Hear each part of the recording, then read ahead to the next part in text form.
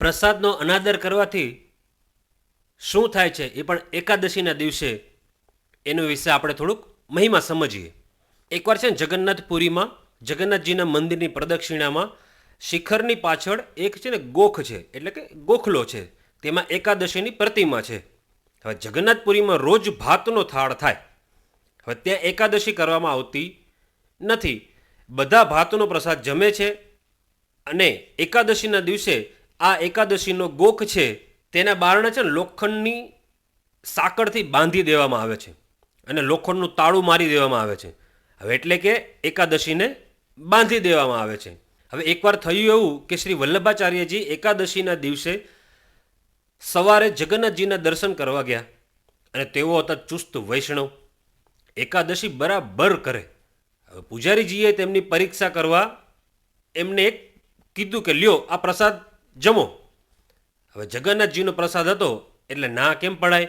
હવે એમ કહીને હાથમાં ભાતનો પ્રસાદ આપ્યો.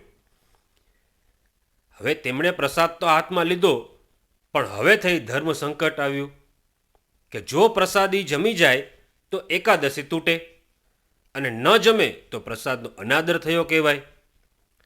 પૂજારી તો આ વિચારતા હતા કે જોઈએ હવે શું થાય છે.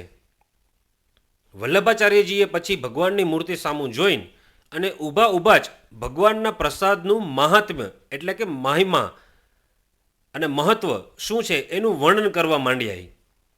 અને આખો દિવસ અને આખી રાત વર્ણન ચાલ્યું. હવે ભગવાનના થાળના મહિમાનું વર્ણન થાય એટલે પૂજારીજીથી ના પડાય નહીં. અને તે પણ આખી રાત અને દિવસ એ પણ ઊભા ઊભા એમને પણ રહેવું પડ્યું. સવારના 4 વાગ્યા અને 12 થઈ ગઈ એટલે ત્યાં જ હર હર ગંગે હર હર ગોદાવરી એમ માનસી સ્નાન કરીને પ્રસાદ આરોગ્યો.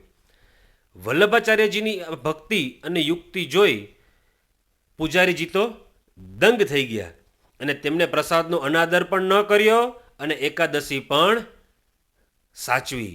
એમ આપણે પણ હંમેશા એકાદશીના દિવસે આપણે અન્ન તો ખાવું જ ના જોઈએ. એકાદશી તો હંમેશા આપણે કરવી જ જોઈએ. નમસ્કાર.